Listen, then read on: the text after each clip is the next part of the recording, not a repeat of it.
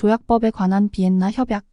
이 협약의 당사국은 국제관계의 역사에서 조약의 기본 역할을 고려하고 국제법의 법원으로서 그리고 각 국가의 헌법 제도 및 사회 제도와 관계없이 국가 간 평화적 협력을 발전시키는 수단으로서 조약에 점증하는 중요성을 인정하며 자유로운 통의 원칙 및 신의 성실의 원칙 그리고 약속은 지켜져야 한다는 규칙이 보편적으로 인정되고 있음에 유의하며 다른 국제 분쟁과 마찬가지로 조약에 관한 분쟁은 평화적 수단으로 또한 정의 원칙 및 국제법 원칙에 합치되도록 해결되어야 함을 확인하며 정의 그리고 조약상 발생되는 의무에 대한 존중이 유지될 수 있는 조건을 확립하고자 하는 국제연합 각 국민의 결의를 상기하며 각 국민의 평등권과 자결, 모든 국가의 주권 평등과 독립, 각국 국내 문제에 대한 불간섭, 무력의 위협 또는 사용 금지, 그리고 모든 사람의 인권과 기본적 자유에 대한 보편적 존중 및 준수의 원칙과 같이 국제연합 헌장에 구현된 국제법 원칙에 유념하며 이 협약에서 성취된 조약법의 법전화와 점진적 발전이 국제연합 헌장에 규정된 국제연합의 목적, 즉 국제평화 및 안보의 유지, 국가 간 우호관계의 발전과 협력의 달성을 증진하리라 믿으며 관습국제법 규칙이 이 협약의 규정에 따라 규제되지 않는 문제를 계속 규율함을 확인하며 다음과 같이 합의하였다. 제1부 총강 제1조 협약의 적용 범위. 이 협약은 국가 간 조약에 적용된다. 제2조 용어 사용. 1.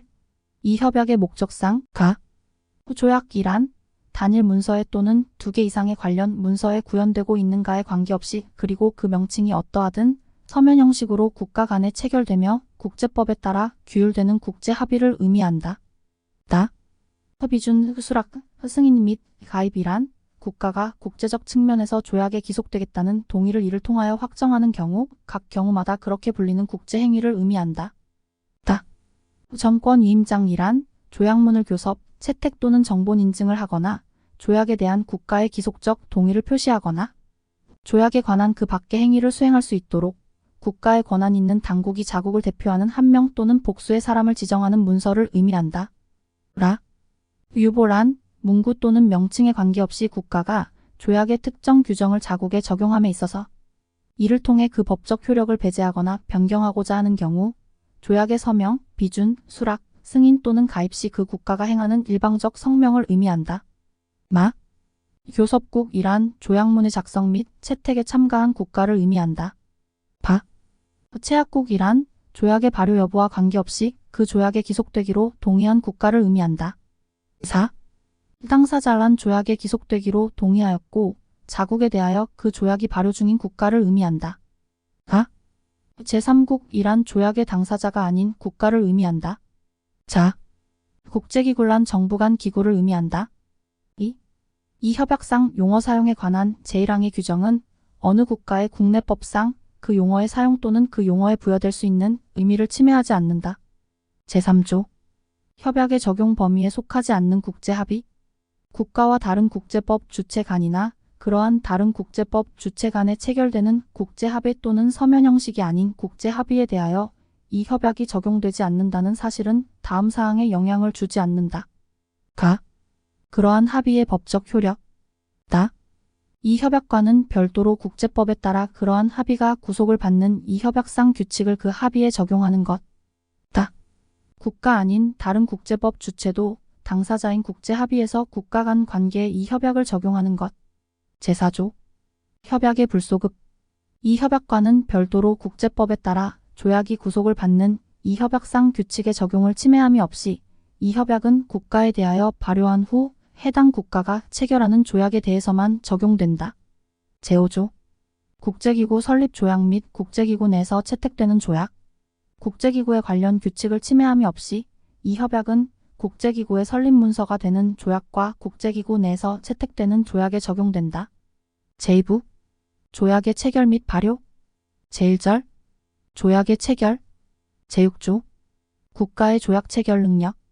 모든 국가는 조약을 체결하는 능력을 가진다. 제7조 전권 위임장. 1. 다음과 같은 경우의 사람은 조약문의 채택 또는 정본 인증을 위한 목적이나 조약에 대한 국가의 기속적 동의를 표시하기 위한 목적에서 국가를 대표한다고 간주된다. 적절한 전권 위임장을 제시하는 경우 또는 해당 국가의 관행 또는 그 밖의 사정으로 보아 그 사람이 위의 목적을 위하여 국가를 대표한다고 간주되고 전권이임장의 생략이 그 국가의 의사로 보이는 경우. 2.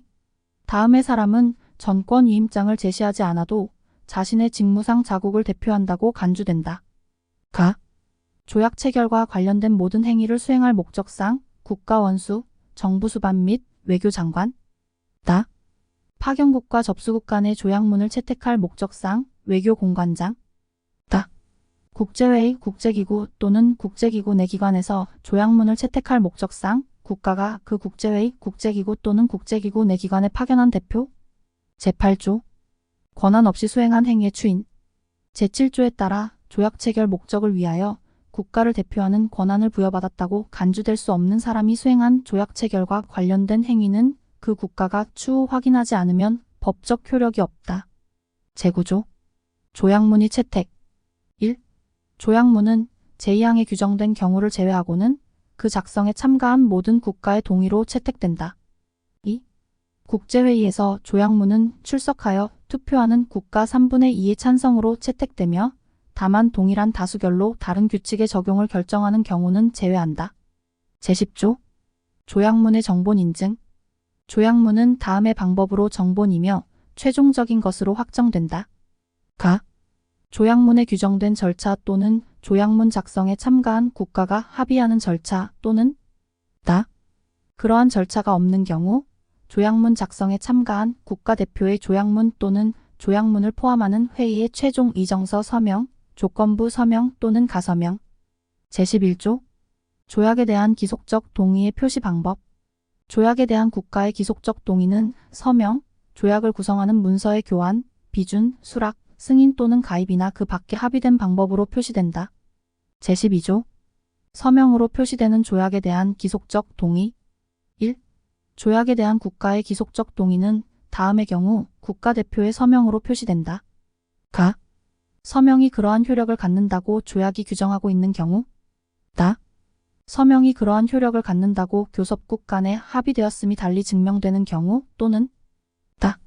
서명에 그러한 효력을 부여하고자 하는 국가의 의사가 그 대표의 전권위임장에 나타나 있거나 교섭 중에 표시된 경우. 2. 제1항의 목적상. 가. 조약문의 가서명이 그 조약의 서명을 구성한다고 교섭국들이 합의하였음이 증명되는 경우 가서명은 그 조약의 서명을 구성한다. 다. 대표에 의한 조약의 조건부 서명은 그의 본국이 확정하는 경우 그 조약의 완전한 서명을 구성한다. 제13조. 조약을 구성하는 문서의 교환으로 표시되는 조약에 대한 기속적 동의. 국가 간에 교환된 문서에 의하여 구성되는 조약에 대한 국가의 기속적 동의는 다음의 경우 그 교환으로 표시된다.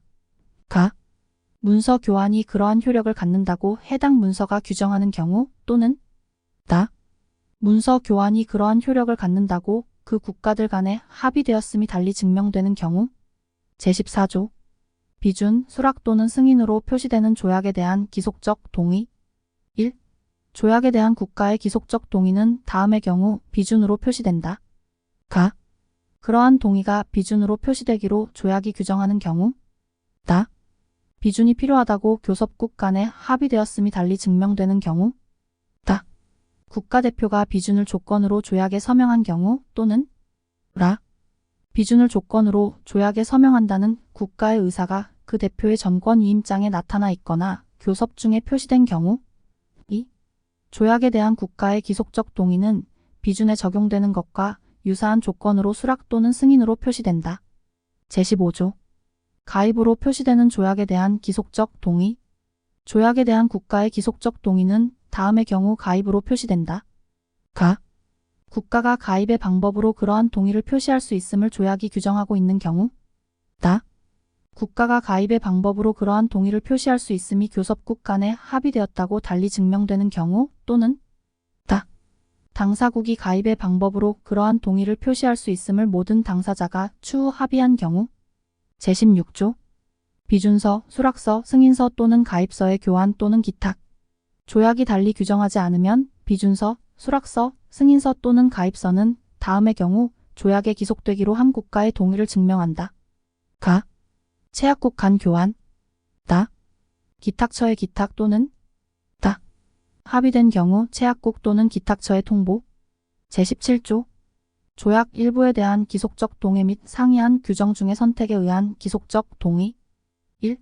제19조부터 제23조까지를 침해함이 없이 조약 일부에 대한 국가의 기속적 동의는 그 조약이 이를 허용하거나 다른 체약국이 이에 동의하는 경우에만 유효하다.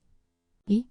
상이한 규정 중 선택을 허용하는 조약에 대한 국가의 기속적 동의는 그 동의가 어느 규정과 관련되는지가 명백한 경우에만 유효하다. 제18조 조약 발효 전 그 조약의 대상 및 목적을 훼손하지 아니할 의무. 국가는 다음의 경우 조약의 대상 및 목적을 훼손하는 행위를 삼가야 할 의무를 진다. 가. 비준, 수락 또는 승인을 조건으로 조약에 서명하였거나 조약을 구성하는 문서를 교환한 경우 그 조약의 당사자가 되지 않겠다는 의사를 명백히 할 때까지 또는 다. 국가가 조약에 대한 기속적 동의를 표시한 경우 발효가 부당하게 지연되지 않는다면 그 조약의 발효 시까지. 제2절 유보. 제19조 유보의 표명. 국가는 다음의 경우에 해당하지 않으면 조약의 서명, 비준, 수락, 승인 또는 가입 시 유보를 표명할 수 있다. 가. 조약이 유보를 금지한 경우. 다. 조약이 해당 유보를 포함하지 않는 특정 유보만을 행할 수 있다고 규정하는 경우 또는 다. 가오 및 나오에 해당되지 않더라도 유보가 조약의 대상 및 목적과 양립하지 않는 경우. 제20조 유보의 수락 및 유보에 대한 이의. 1. 조약이 명시적으로 허용하는 유보는 그 조약이 달리 규정하지 않으면 다른 체약국의 추후 수락을 필요로 하지 않는다. 2.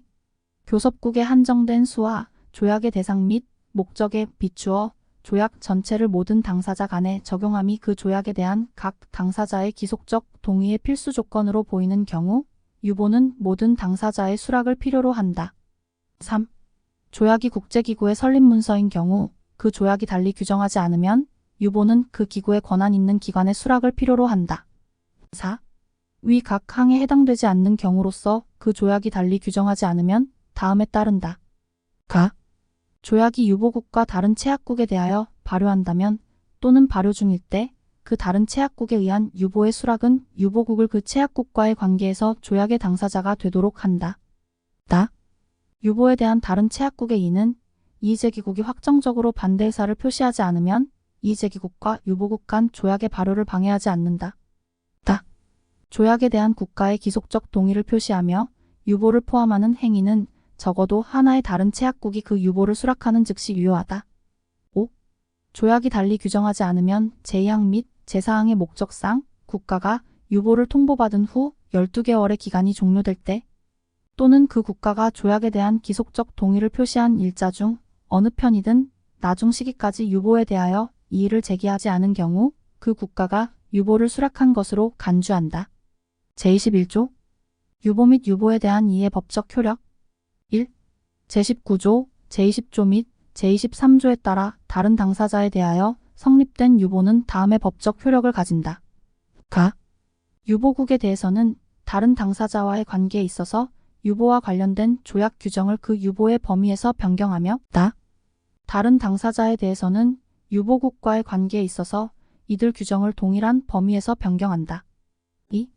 유보는 조약의 다른 당사자 상호 간에는 그 조약 규정을 변경하지 않는다. 3. 유보에 이의가 있는 국가가 자국과 유보국 간의 조약 발효에 반대하지 않는 경우 유보에 관련되는 규정은 그 유보의 범위에서 양국 간에 적용되지 않는다. 제22조 유보의 철회 및 유보에 대한 이의 철회. 1. 조약이 달리 규정하지 않으면 유보는 언제든지 철회될 수 있으며 그 철회를 위해서 유보를 수락한 국가의 동의는 필요하지 않다. 2. 조약이 달리 규정하지 않으면 유보에 대한 이의는 언제든지 철회될 수 있다. 3. 조약이 달리 규정하거나 달리 합의되는 경우를 제외하고 다음이 적용된다. 가. 유보의 철회는 다른 체약국이 그 통보를 접수한 때에만 그 체약국에 관하여 효력이 발생한다. 다. 유보에 대한 이의의 철회는 유보를 표명한 국가가 그 통보를 접수한 때에만 효력이 발생한다. 제23조 유보에 관한 절차. 1. 유보의 명시적 수락 및 유보에 대한 이의는 서면으로 표명되어야 하며 체약국 및 조약의 당사자가 될 수 있는 자격을 가진 다른 국가에 통지되어야 한다. 2. 비준, 수락 또는 승인을 조건으로 조약에 서명할 때 표명된 유보는 유보국이 그 조약에 대한 기속적 동의를 표시할 때 유보국에 의하여 정식으로 확인되어야 한다. 그러한 경우 유보는 그 확인 일자에 행해졌다고 간주된다. 3. 유보의 확인 이전에 행해진 유보의 명시적 수락 또는 유보에 대한 이해 자체는 확인을 필요로 하지 않는다. 4. 유보의 철회 또는 유보에 대한 이의의 철회는 서면으로 표명되어야 한다. 제3절 조약의 발효 및 잠정 적용 제24조 발효 1. 조약은 그 조약이 규정하거나 교섭국이 합의하는 방법과 일자에 따라 발효한다. 2.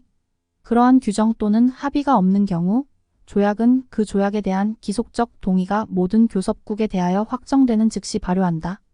3. 조약에 대한 국가의 기속적 동의가 그 조약이 발효한 이후 일자에 확정되는 경우 그 조약이 달리 규정하지 않으면 조약은 그 국가에 대하여 그 일자에 발효한다. 4.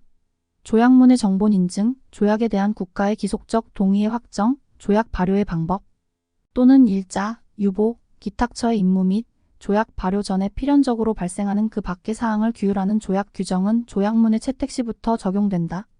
제25조 잠정 적용 1.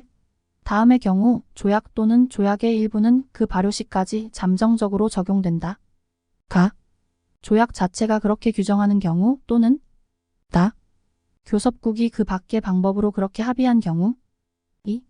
조약이 달리 규정하거나 교섭국이 달리 합의한 경우를 제외하고 어느 국가에 대한 조약 또는 조약 일부의 잠정 적용은 그 국가가 조약이 잠정적으로 적용되고 있는 다른 국가에게 그 조약의 당사자가 되지 않겠다는 의사를 통보하는 경우 종료된다.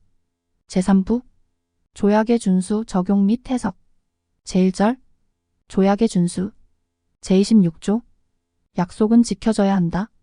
발효 중인 모든 조약은 당사자를 구속하며 당사자에 의하여 신의의 조차 성실하게 이행되어야 한다.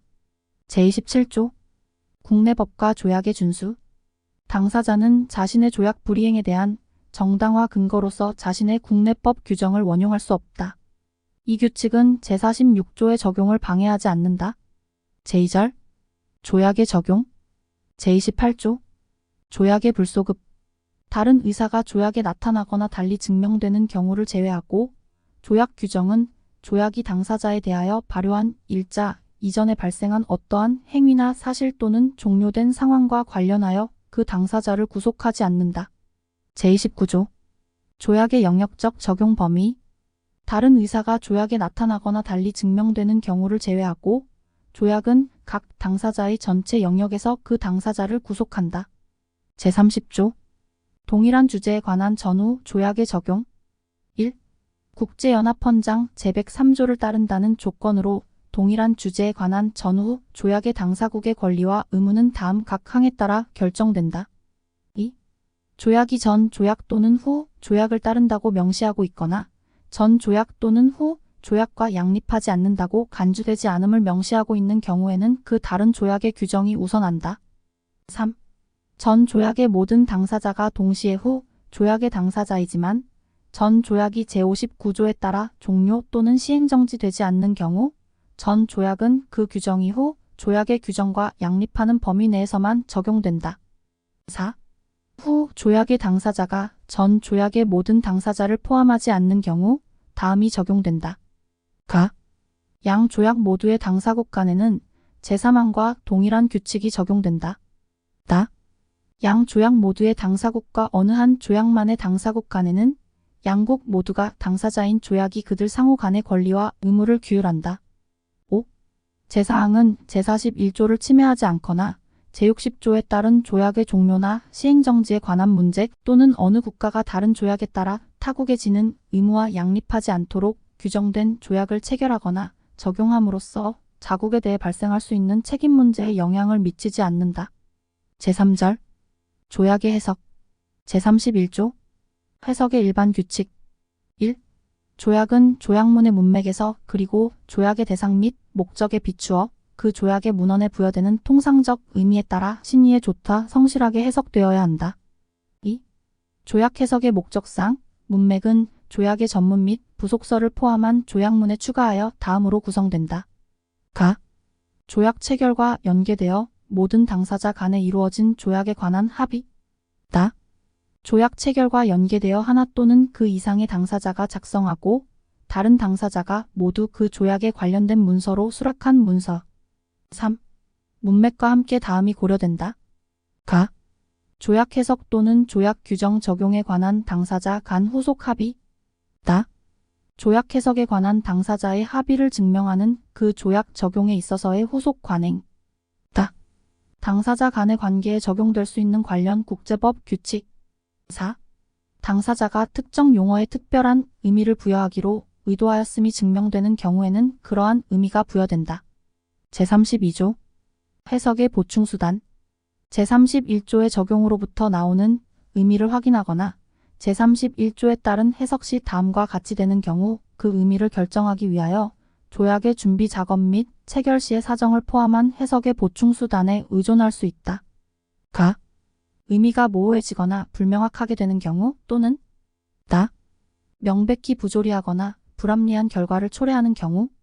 제33조 둘 또는 그 이상의 언어로 정본 인증된 조약의 해석. 1.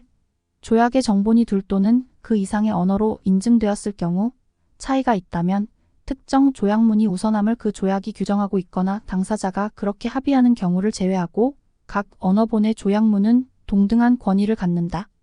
2. 정본 인증된 조약문상 언어 중 하나의 언어 이외의 언어로 된 조약본은 조약이 이를 정본으로 규정하고 있거나 당사자들이 그렇게 합의한 경우에만 정본으로 간주된다. 3. 조약의 용어는 각 정본에서 동일한 의미를 가진다고 추정된다. 4. 제1항에 따라 특정 조약문이 우선하는 경우를 제외하고 정본에 비교해서 제31조 및 제32조의 적용으로 해소되지 않는 의미의 차이가 드러나는 경우 조약의 대상 및 목적을 고려하여 각 조약문과 최대한 조화되는 의미를 채택한다.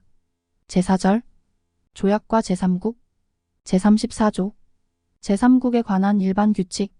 조약은 제3국의 동의 없이는 그 국가에 대하여 의무 또는 권리를 창설하지 않는다. 제35조 제3국의 의무를 규정하는 조약. 조약 당사자가 조약 규정을 제3국의 의무를 설정하는 수단으로 삼고자 의도하고 제3국이 서면으로 그 의무를 명시적으로 수락하는 경우 그 규정으로부터 제3국의 의무가 발생한다. 제36조 제3국의 권리를 규정하는 조약. 1.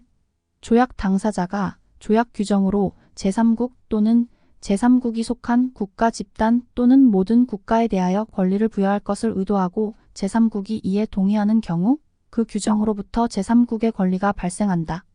조약이 달리 규정하지 않으면 반대 의사가 표시되지 않는 한 제3국의 동의는 추정된다. 2. 제1항에 따라 권리를 행사하는 국가는 조약에 규정되어 있거나 조약에 합치되게 설정된 권리 행사의 조건을 따른다. 제37조 제3국의 의무 또는 권리의 취소 또는 변경. 1. 제35조에 따라 제3국의 의무가 발생한 때에는 조약 당사자와 제3국이 달리 합의하였음이 증명되는 경우가 아니면 그 의무는 조약 당사자와 제3국이 동의하는 경우에만 취소 또는 변경될 수 있다. 2.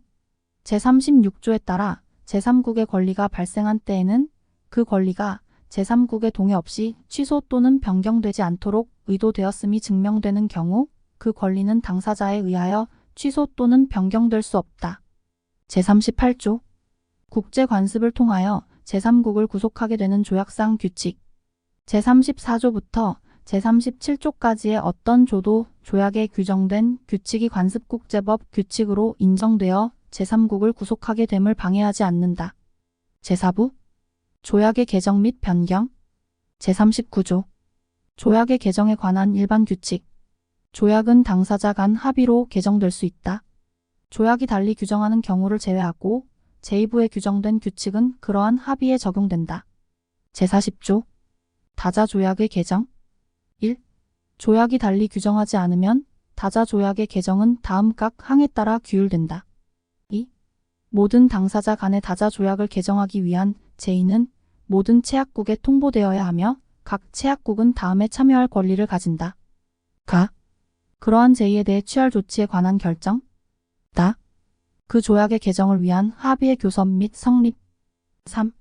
조약 당사자가 될 수 있는 자격을 가진 모든 국가는 개정되는 조약의 당사자가 될 자격도 가진다. 4. 개정 합의는 그 합의의 당사자가 되지 않는 기존 조약의 당사자인 어느 국가도 구속하지 않는다. 그러한 국가에 대하여 제30조제사항 나5가 적용된다. 5. 개정 합의의 발효 이후 조약의 당사자가 되는 국가는 다른 의사표시를 하지 않는 경우 다음과 같이 간주된다. 가.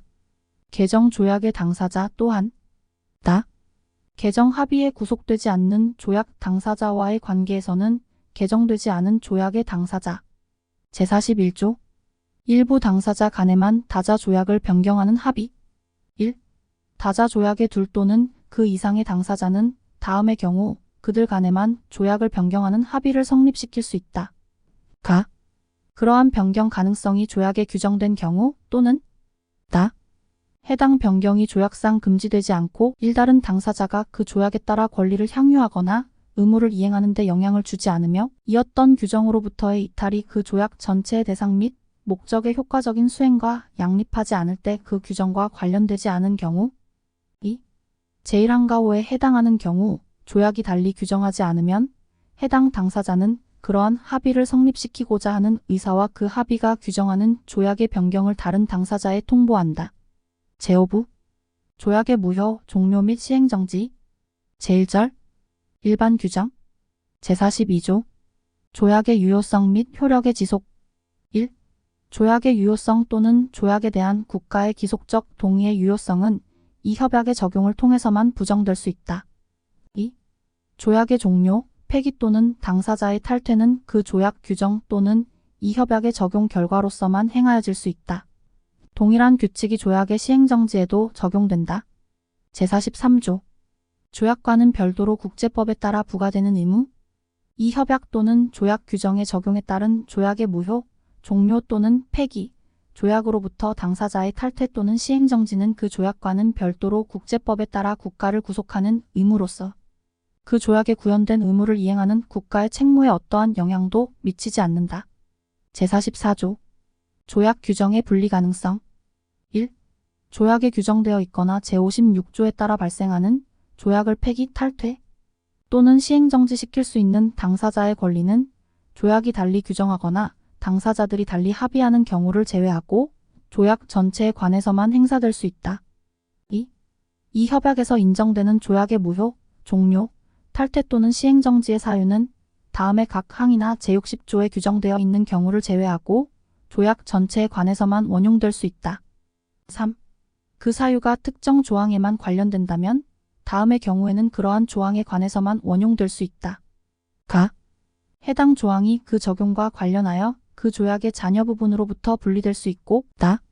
그 조항의 수락이 하나 또는 그 이상의 다른 당사자의 조약 전체에 대한 기속적 동의의 필수적 기초가 아니었다는 점이 그 조약으로부터 나타나거나 달리 증명되며 다. 그 조약의 잔여 부분의 계속적 이행이 부당하지 않은 경우. 4. 제49조 및 제50조에 해당하는 경우 기만 또는 부정을 원용할 수 있는 권리를 가진 국가는 조약 전체에 관하여 이를 원용할 수도 있고 또는 제3항을 따른다는 조건으로 특정 조항에 관해서만 이를 원용할 수 있다. 5. 제51조, 제52조 및 제53조에 해당하는 경우에는 조약 규정의 분리가 허용되지 않는다. 제45조.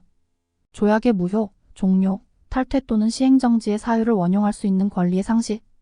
국가는 제46조부터 제50조 또는 제60조 및 제62조까지에 따른 조약의 무효, 종료, 탈퇴 또는 시행정지의 사유에 해당되는 사실을 알게 된 후 다음의 경우에는 그 사유를 더 이상 원용할 수 없다. 가. 그 조약이 유효하다거나 계속 효력이 있다거나 계속 시행된다는 것에 국가가 명시적으로 동의한 경우 또는 다. 국가의 행동으로 보아 조약의 유효성 또는 그 효력이나 시행의 존속을 묵인하였다고 간주되어야 하는 경우. 제2절. 조약의 무효. 제46조. 조약 체결권에 관한 국내법 규정. 1. 조약 체결권에 관한 국내법 규정의 위반이 명백하며 본질적으로 중요한 국내법 규칙에 관련된 경우가 아니면 국가는 조약에 대한 자국의 기속적 동의가 그 국내법 규정에 위반하여 표시되었다는 사실을 그 동의를 무효로 하는 근거로 원용할 수 없다. 2. 통상의 관행에 따라 신의에 조차 성실하게 행동하는 어떠한 국가에 대해서도 위반이 객관적으로 분명한 경우에는 명백한 것이 된다. 제47조 국가의 동의 표시 권한에 대한 특별한 제한. 특정 조약에 대한 국가의 기속적 동의를 표시하는 대표의 권한이 특별한 제한을 따른다는 조건으로 부여된 경우 대표가 그러한 동의를 표시하기 전에 그 제한이 다른 교섭국에 통보되지 않았다면 대표가 제한을 준수하지 않은 사실은 그가 표시한 동의를 무효로 하는 근거로 원용될 수 없다. 제48조 착오 1.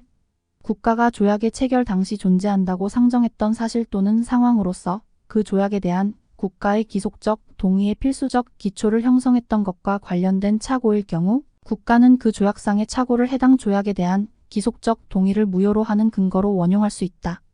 2. 해당 국가가 자국의 행동을 통해 착오에 기여했거나 착오의 가능성을 알 수 있는 상황이었다면 제1항은 적용되지 않는다. 3. 조약문의 자구에만 관련된 착오는 조약의 유효성에 영향을 미치지 않는다. 그 경우에는 제79조가 적용된다. 제49조 기만. 국가가 다른 교섭국의 기만 행위에 의하여 조약을 체결하도록 유인된 경우 국가는 그 기만을 조약에 대한 자신의 기속적 동의를 무효로 하는 근거로 원용할 수 있다. 제50조 국가대표의 부정.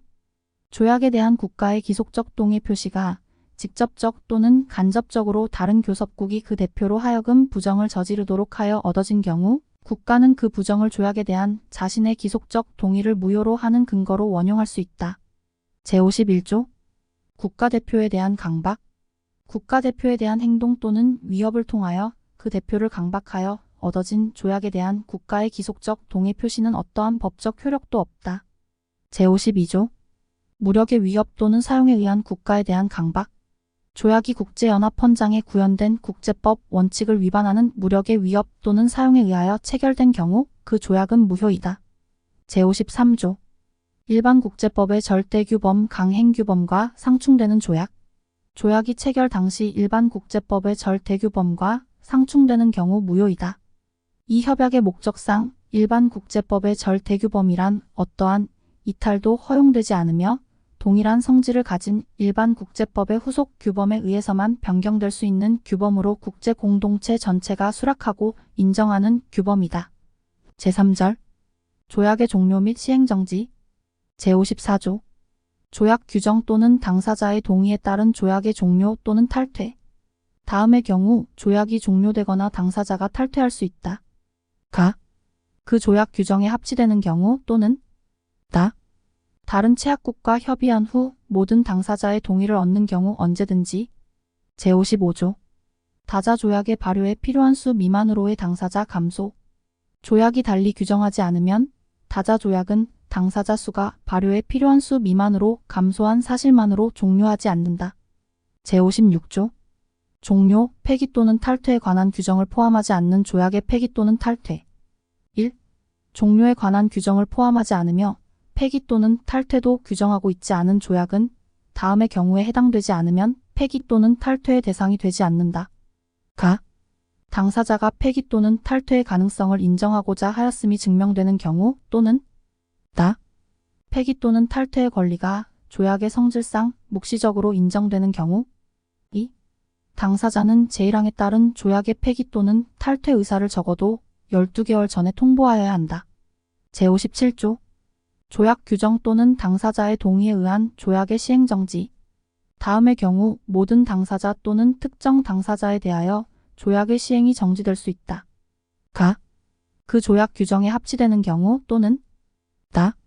다른 체약국과 협의한 후 모든 당사자의 동의를 얻는 경우 언제든지. 제58조 일부 당사자 간만의 합의에 의한 다자 조약의 시행정지. 1.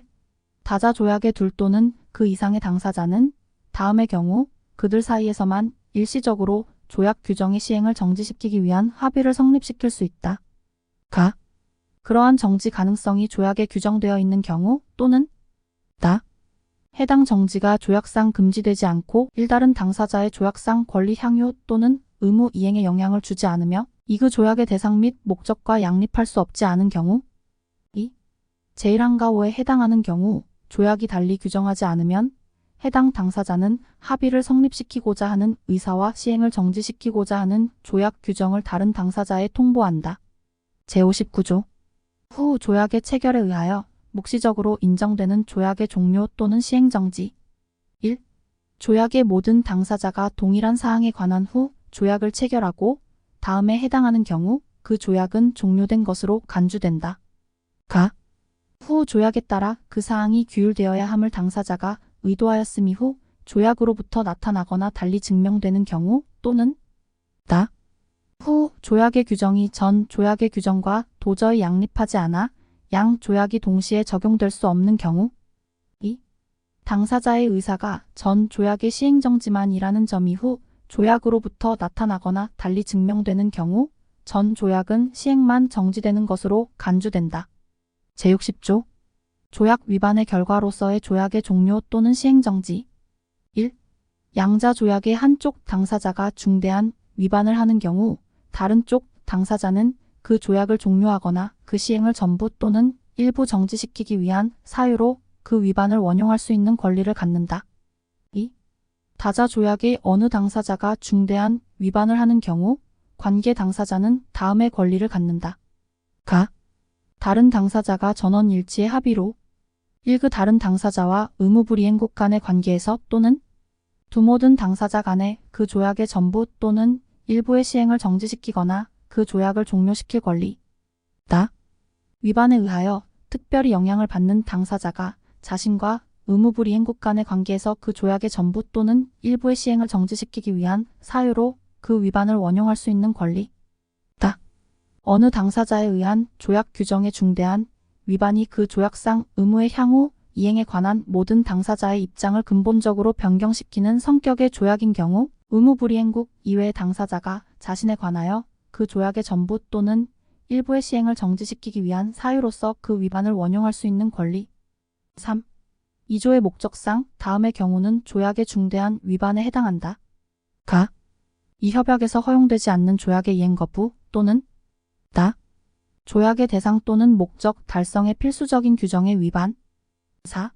위의 각 항은 위반 시 적용될 수 있는 조약상의 어떠한 규정도 침해하지 않는다. 5.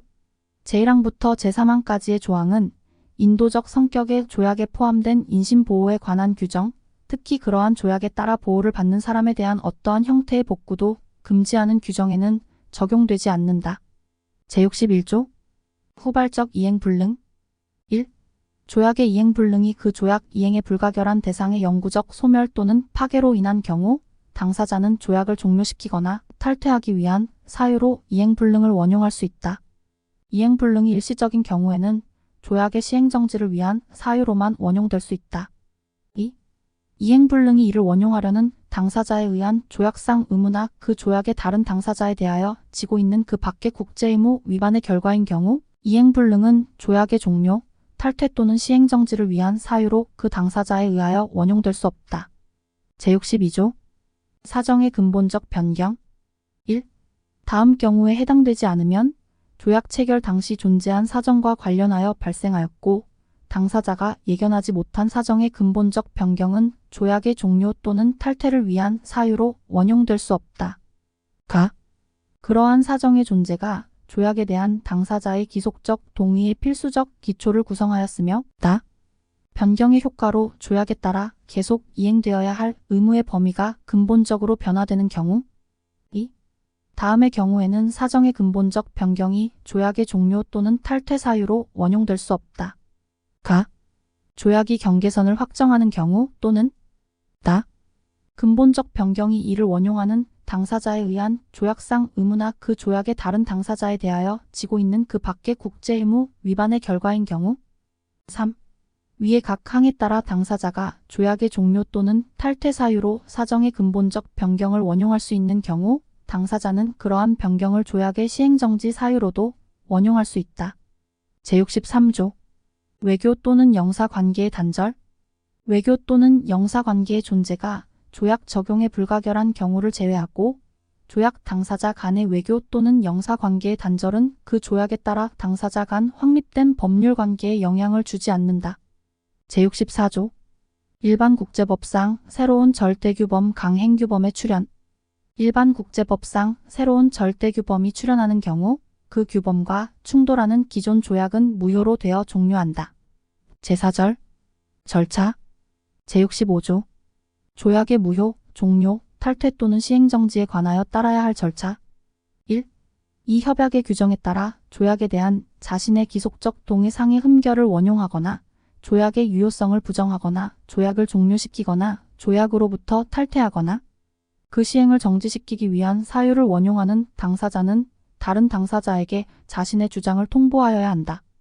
통보에는 그 조약에 관하여 취하고자 제의하는 조치와 그 이유를 적시한다. 2. 특별히 긴급한 경우를 제외하고 통보를 접수한 후 적어도 3개월의 기간이 만료될 때까지 어느 당사자도 이의를 제기하지 않은 경우 통보를 한 당사자는 제67조에 규정된 방법으로 자신이 제의한 조치를 실행할 수 있다. 3. 다만 다른 당사자가 이의를 제기한 경우 당사자는 국제연합헌장 제33조에 열거된 수단을 통해 해결을 도모한다. 4. 위의 어떠한 항도 분쟁 해결에 관하여 당사자를 구속하는 유효한 규정에 따른 당사자의 권리 또는 의무에 영향을 주지 않는다. 5. 제45조를 침해함이 없이 어느 국가가 사전에 제1항에 규정된 통보를 하지 않은 사실은 조약 이행을 요구하거나 조약 위반을 주장하는 다른 당사자에 대한 답변으로서 그 국가가 그러한 통보를 하는 것을 방해하지 않는다. 제66조 사법적 해결, 중재 및 조정을 위한 절차 이의가 제기된 일자로부터 12개월의 기간 내 제65조 제3항에 따른 해결에 이르지 못한 경우 다음의 절차가 진행된다. 가. 제53조 또는 제64조의 적용이나 해석에 관한 분쟁의 어느 한쪽 당사자는 당사자들이 공동으로 동의하여 분쟁을 중재에 회부하기로 합의하지 않으면 결정을 위하여 서면 신청으로 분쟁을 국제사법재판소에 회부할 수 있다. 이 협약 제5부의 다른 조의 적용이나 해석에 관한 분쟁의 어느 한쪽 당사자는 협약 부속서에 명시된 절차를 개시하겠다는 취지의 요청서를 국제연합 사무총장에게 제출함으로써 그러한 절차를 개시할 수 있다. 제67조 조약의 무효선언, 종료, 탈퇴 또는 시행정지를 위한 문서 1. 제65조 제1항에 따라 규정된 통보는 서면으로 해야 한다. 2. 조약 규정이나 제65조 제2항 또는 제3항의 규정에 따른 그 조약의 무효선언, 종료, 탈퇴 또는 시행정지에 관한 행위는 다른 당사자에 전달되는 문서를 통하여 실시된다.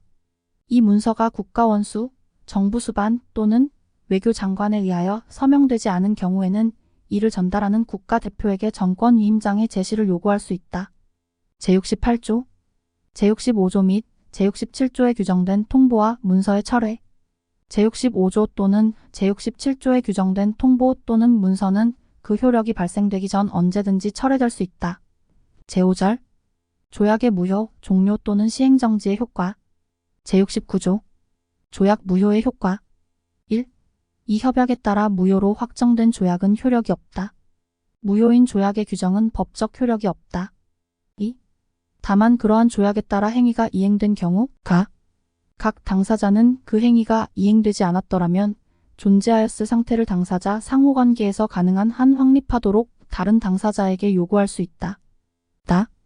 무효가 원용되기 전에 신의조차 성실하게 이행된 행위는 그 조약의 무효만을 이유로 위법이 되지 않는다. 3. 제49조, 제50조, 제51조 또는 제52조에 해당하는 경우 기만, 부정행위 또는 강박의 책임이 귀속되는 당사자에 대하여는 제2항이 적용되지 않는다. 4. 다자조약에 대한 특정 국가의 기속적 동의가 무효인 경우 위 규칙들은 그 국가와 그 조약의 당사자 간의 관계에 적용된다. 제70조 조약 종료의 효과 1. 조약이 달리 규정하거나 당사자가 달리 합의하는 경우를 제외하고 조약 규정 또는 이 협약에 따른 조약의 종료는 다음의 효과를 가져온다. 당사자에 대하여 향후 그 조약을 이행할 의무를 해지한다.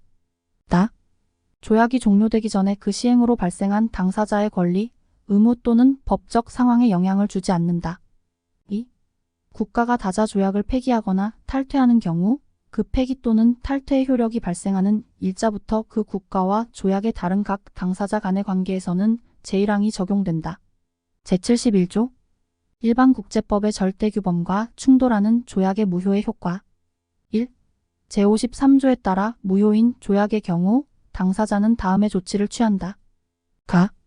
일반 국제법의 절대규범과 충돌하는 규정에 따라 이행된 행위의 효과를 가능한 한 제거하며 다. 당사자의 상호관계가 일반 국제법의 절대규범과 합치되도록 한다. 2. 제64조에 따라 무효로 되어 종료되는 조약의 경우 그 조약의 종료는 다음의 효과를 가져온다. 가.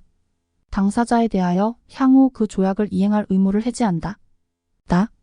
조약이 종료되기 전에 그 시행으로 발생한 당사자의 권리, 의무 또는 법적 상황에 영향을 주지 않는다. 다만 그러한 권리, 의무 또는 상황은 그 유지 자체가 일반 국제법의 새로운 절대규범과 충돌하지 않는 범위 내에서만 이후에도 유지될 수 있다. 제72조 조약 시행정지의 효과 1. 조약이 달리 규정하거나 당사자가 달리 합의하는 경우를 제외하고 조약 규정 또는 이 협약에 따른 조약의 시행정지는 다음의 효과를 가져온다. 가. 조약의 시행이 정지된 당사자 간에는 정지기간 동안 그들 상호관계에서 조약 이행 의무가 해제된다. 다. 조약에 따라 확립된 당사자 간의 법적 관계에 달리 영향을 주지 않는다. 2. 시행정지 기간 동안 당사자는 그 조약의 시행 재개를 방해하게 되는 행위를 삼간다. 제6부 잡칙 제73조 국가승계, 국가책임 및 적대행위 발발의 경우 이 협약의 규정은 국가승계, 국가의 국제책임 또는 국가 간 적대행위 발발로부터 조약에 관하여 발생할 수 있는 어떠한 문제도 예단하지 않는다. 제74조 외교 및 영사관계와 조약의 체결 둘 또는 그 이상의 국가 간 외교 또는 영사관계의 단절이나 부재는 그러한 국가 간의 조약 체결을 방해하지 않는다. 조약의 체결은 그 자체로 외교 또는 영사관계에 관련된 상황에 영향을 주지 않는다. 제75조 침략국의 경우 이 협약의 규정은 침략국의 침략에 관하여 국제연합 헌장과 합치되게 취해진 조치의 결과로서 침략국에 대하여 발생할 수 있는 조약과 관련된 어떠한 의무에도 영향을 미치지 않는다. 제7부 기탁처 통보 정정 및 등록 제76조 조약의 기탁처 1. 조약의 기탁처는 교섭국이 조약 그 자체 또는 그 밖의 방법으로 지정될 수 있다. 기탁처는 하나 또는 그 이상의 국가, 국제기구 또는 국제기구의 최고 행정책임자로 할 수 있다. 2. 조약 기탁처의 임무는 국제적 성격을 지니며 기탁처는 그 임무 수행에 있어서 공정하게 행동할 의무를 진다. 특히 조약이 일부 당사자 간에 발효하지 않았거나 기탁처의 임무 수행에 관하여 국가와 기탁처 간의 견해 차이가 발생한 사실은 그러한 의무에 영향을 주지 않는다. 제77조 기탁처의 임무 1. 조약에 달리 규정되어 있거나 채약국이 달리 합의하는 경우를 제외하고 기탁처의 임무는 특히 다음으로 구성된다. 가. 기탁처에 송달된 조약 및 전권위임장의 원본을 보관한다. 다. 원본의 인증 등본을 작성하고 조약상 요구되는 추가 언어로 조약문을 작성하며 조약의 당사자와 당사자가 될 수 있는 권리를 가진 국가에게 이를 전달한다. 다. 조약에 대한 서명을 접수하며 조약에 관련된 문서, 통보 및 전달 사항을 접수하고 보관한다. 라. 서명 또는 조약에 관련된 문서, 통보 또는 전달 사항이 적절한 형식으로 되어 있는지 여부를 검토하고 필요한 경우 그 사항에 대하여 해당 국가의 주의를 환기한다. 마. 조약의 당사자 및 당사자가 될 수 있는 권리를 가진 국가에 대하여 그 조약과 관련된 행위, 통보 및 전달 사항을 통지한다. 바. 조약 발효에 필요한 수의 서명 또는 비준서, 수락서, 승인서 또는 가입서가 접수되거나 기탁되는 경우 조약의 당사자가 될 수 있는 권리를 가진 국가에게 통지한다. 4. 국제연합 사무국에 조약을 등록한다. 가. 이 협약의 다른 규정에 명시된 임무를 수행한다. 2. 기탁처의 임무 수행에 관하여 국가와 기탁처 간의 견해 차이가 발생하는 경우 기탁처는 그 문제에 대하여 서명국과 채약국 또는 적절한 경우 관련 국제기구의 권한 있는 기관의 주의를 환기한다. 제78조 통보 및 전달 사항 조약 또는 이 협약이 달리 규정하는 경우를 제외하고 이 협약에 따라 국가가 행하는 통보 또는 전달 사항은 다음과 같이 취급된다. 가. 기탁처가 없는 경우 이를 받을 국가에 직접 전달되며 기탁처가 있는 경우에는 기탁처에게 전달된다. 다. 전달 대상 국가가 이를 접수한 경우나 사정에 따라서는 기탁처가 접수한 경우에만 해당 국가가 이를 전달한 것으로 간주된다. 기탁처에 전달된 경우 전달 대상 국가가 제77조 제1항마호에 따라 기탁처로부터 통지받았을 때에만 그 국가에 접수된 것으로 간주된다. 제79조 조약문 또는 인증 등 본상 오류 정정 1. 조약문의 정본 인증 후 서명국 및 채약국이 조약문에 오류가 있다고 합의하는 경우 그들이 다른 정정 방법을 결정하지 않으면 오류는 다음에 따라 정정된다. 조약문에 적절한 정정을 가하고 정당하게 권한을 위임받은 대표가 그 정정에 가서명하도록 하는 방법. 합의된 정정을 기재한 하나 또는 그 이상의 문서를 작성하거나 이를 교환하는 방법 또는 원본의 경우와 동일한 절차에 의하여 조약 전체의 정정본을 작성하는 방법. 2. 기탁처가 있는 조약의 경우 기탁처는 서명국 및 채약국에게 착오와 그 정정안을 통보하며 정정안에 대하여 이의를 제기할 수 있는 적절한 기한을 명시한다. 그 기한이 만료되면 다음 조치를 취한다. 이의가 제기되지 않은 경우 기탁처는 조약문에 정정을 가하고 이에 가서명하며 정정조서를 작성하여 그 사본을 조약 당사자 및 당사자가 될 수 있는 권리를 가진 국가에게 전달한다. 이의가 제기된 경우 기탁처는 그 이의를 서명국 및 채약국에 전달한다. 3. 제1항 및 제2항의 규칙은 조약문이 둘 또는 그 이상의 언어로 정본 인증되고 서명국 및 채약국들이 정정되어야 한다고 합의하는 언어 간의 불합치가 있다고 보여지는 경우에도 적용된다. 4. 서명국 및 채약국이 달리 결정하지 않으면 정정본은 처음부터 흠결본을 대체한다. 5. 등록된 조약문의 정정은 국제연합 사무국에 통보된다. 6. 조약의 인증 등본에서 오류가 발견되는 경우 기탁처는 정정을 명시하는 조서를 작성하여 그 사본을 서명국 및 채약국에 전달한다. 제80조 조약의 등록 및 발간 1. 조약은 발효 후 경우에 따라 등록 또는 편철과 기록을 위하여 또한 발간을 위하여 국제연합 사무국에 전달된다. 2. 기탁처의 지정은 전항에 명시된 행위를 이행할 수 있는 권한을 기탁처에 부여하게 된다.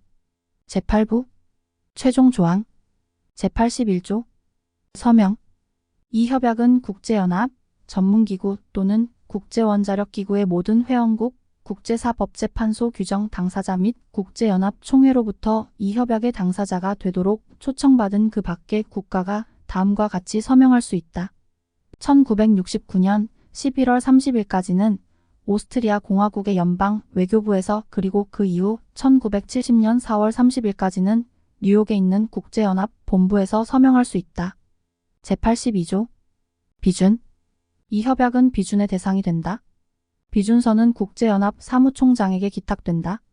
제83조 가입 제81조에 언급된 범주 중 어느 하나에 속하는 어느 국가도 이 협약에 가입할 수 있다.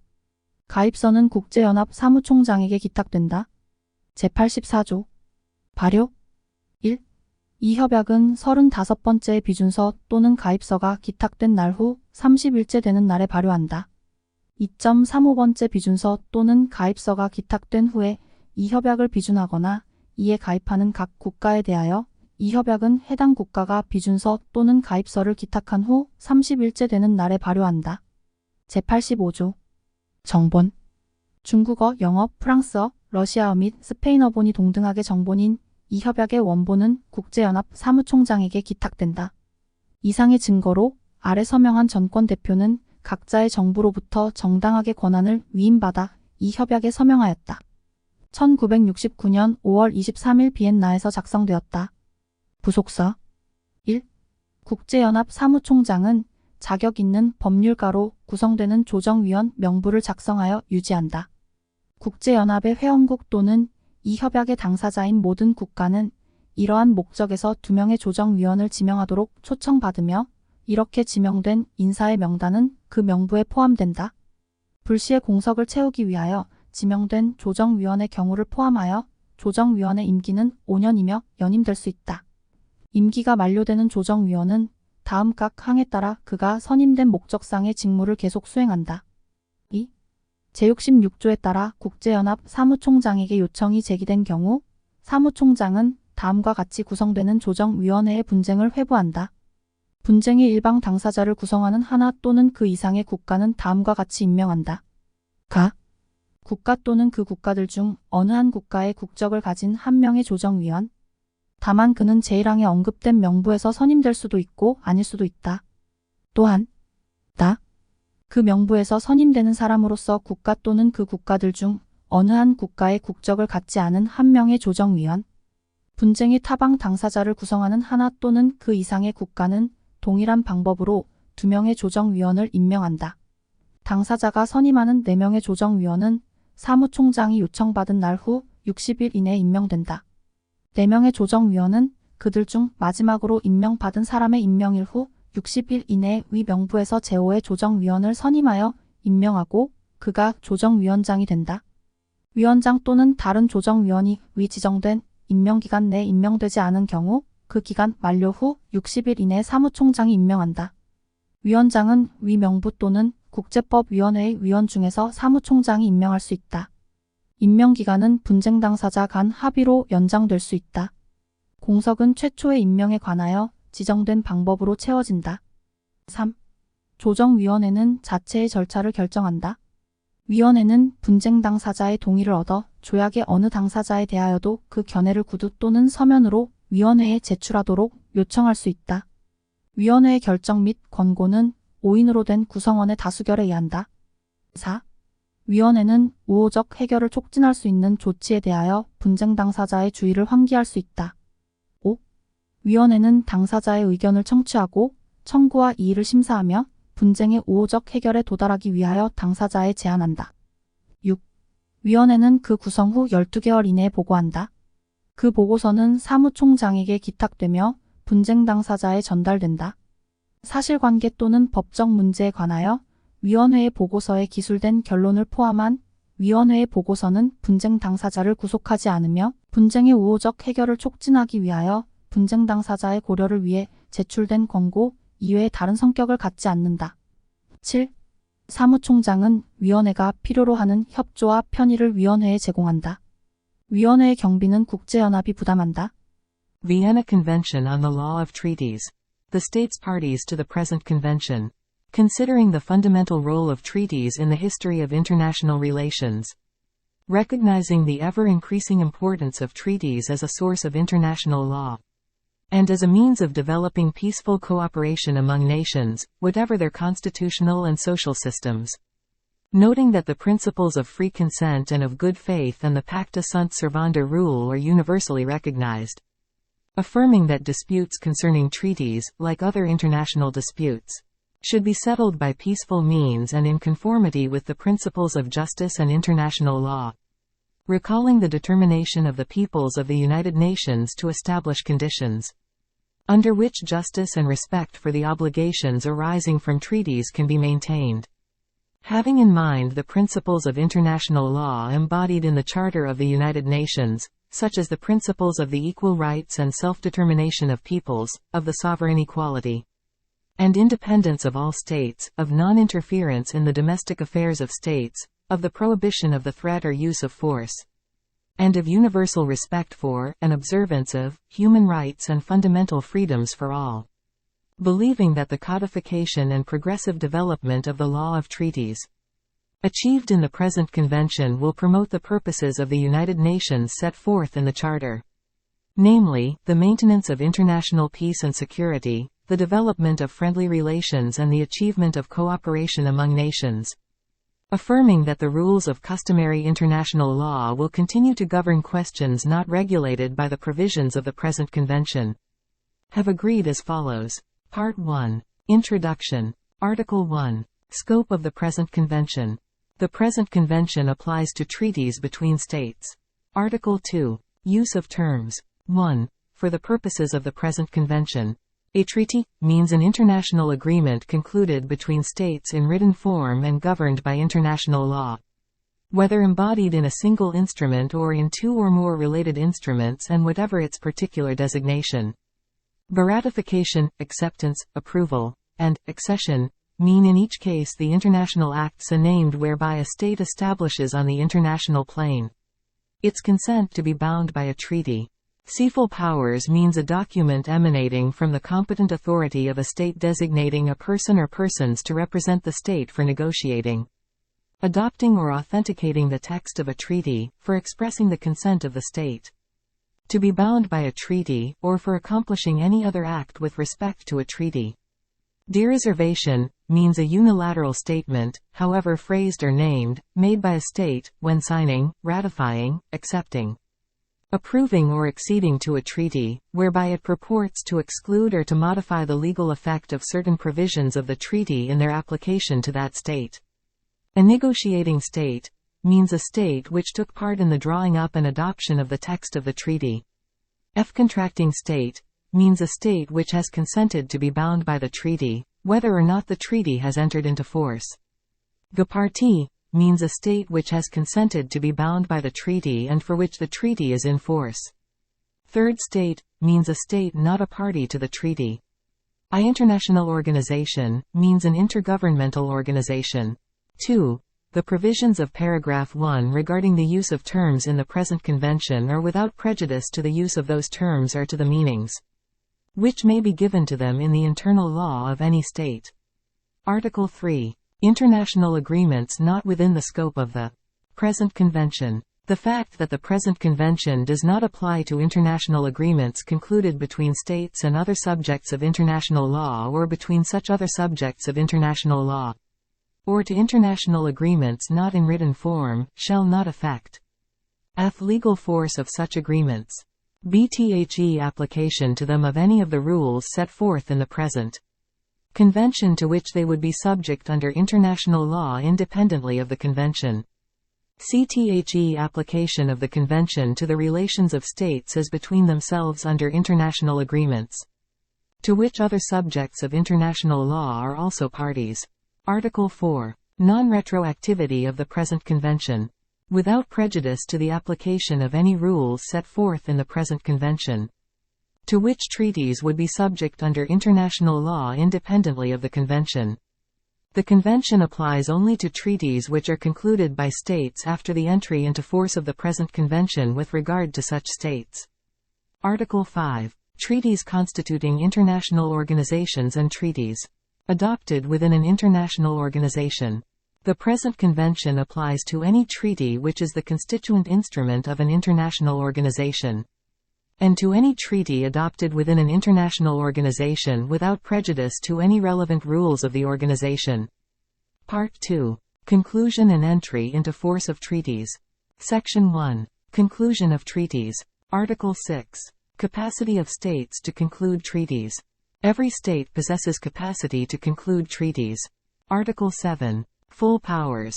1. A person is considered as representing a state for the purpose of adopting or authenticating the text of a treaty, or for the purpose of expressing the consent of the state to be bound by a treaty if produces appropriate full powers or appears from the practice of the states concerned or from other circumstances, that their intention was to consider that person as representing the state for such purposes and to dispense with full powers. 2. In virtue of their functions and without having to produce full powers, the following are considered as representing their state. Heads of state, heads of government and ministers for foreign affairs, for the purpose of performing all acts relating to the conclusion of a treaty.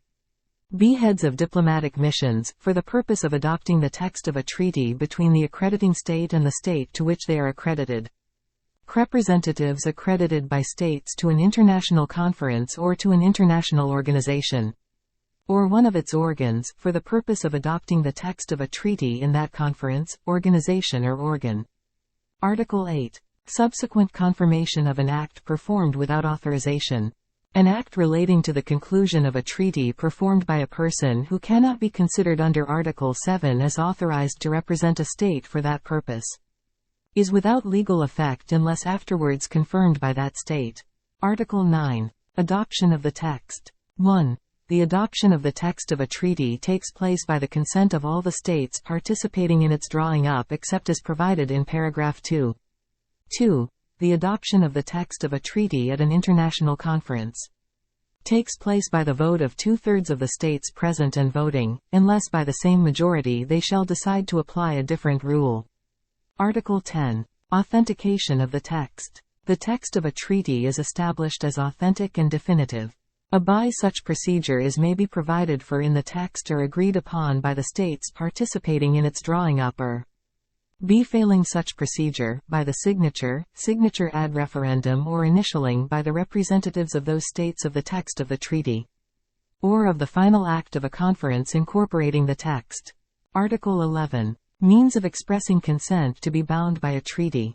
The consent of a state to be bound by a treaty may be expressed by signature, exchange of instruments constituting a treaty, ratification, acceptance, approval or accession, or by any other means if so agreed. Article 12. Consent to be bound by a treaty expressed by signature. 1. The consent of a state to be bound by a treaty is expressed by the signature of its representative when F. Treaty provides that signature shall have that effect. Bit is otherwise established that the negotiating states were agreed that signature should have that effect or CTHE intention of the state to give that effect to the signature appears from the full powers of its representative or was expressed during the negotiation. 2. For the purposes of paragraph 1. Initialing of a text constitutes a signature of the treaty when it is established that the negotiating states so agreed. BTHE signature ad referendum of a treaty by a representative, if confirmed by his state, constitutes a full signature of the treaty. Article 13. Consent to be bound by a treaty expressed by an exchange of instruments constituting a treaty. The consent of states to be bound by a treaty constituted by instruments exchanged between them is expressed by that exchange when instruments provide that their exchange shall have that effect or bit is otherwise established that those states were agreed that the exchange of instruments should have that effect. Article 14. Consent to be bound by a treaty expressed by ratification, acceptance or approval. 1. The consent of a state to be bound by a treaty is expressed by ratification when F. Treaty provides for such consent to be expressed by means of ratification. Bit is otherwise established that the negotiating states were agreed that ratification should be required.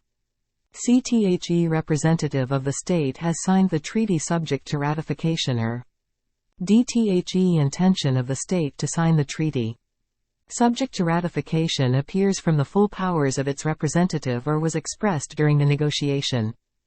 2. The consent of a state to be bound by a treaty is expressed by acceptance or approval under conditions similar to those which apply to ratification. Article 15. Consent to be bound by a treaty expressed by accession. The consent of a state to be bound by a treaty is expressed by accession when F. Treaty provides that such consent may be expressed by that state by means of accession. Bit is otherwise established that the negotiating states were agreed that such consent may be expressed by that state by means of accession or call the parties have subsequently agreed that such consent may be expressed by that state by means of accession. Article 16. Exchange or deposit of instruments of ratification. Acceptance, approval or accession. Unless the treaty otherwise provides, instruments of ratification, acceptance, approval or accession establish the consent of a state to be bound by a treaty upon a fair exchange between the contracting states. B. Their deposit with the depositary or C. Their notification to the contracting states or to the depositary, if so agreed. Article 17. Consent to be bound by part of a treaty and choice of differing provisions. 1. Without prejudice to Articles 19 to 23, the consent of a state to be bound by part of a treaty is effective only if the treaty so permits or the other contracting states so agree. 2. The consent of a state to be bound by a treaty which permits a choice between differing provisions is effective only if it is made clear to which of the provisions the consent relates. Article 18. Obligation not to defeat the object and purpose of a treaty prior to its entry into force. A state is obliged to refrain from acts which would defeat the object and purpose of a treaty when 8 has signed T.